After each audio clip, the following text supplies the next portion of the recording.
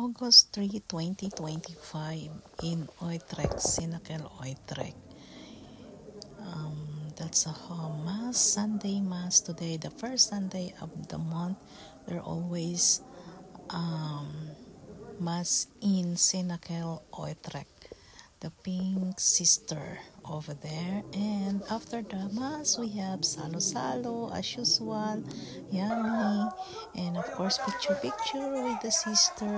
Ayan, at aalis si Sister Trinitas going to the Philippines. So this is the Pink Cadet Sister. Ayan, ang group ng Utrecht community. Yes, with all the sister, kagulo lang. Ayan, picture muna tayo.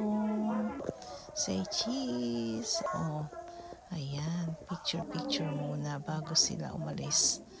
Oh, diba? Ayan.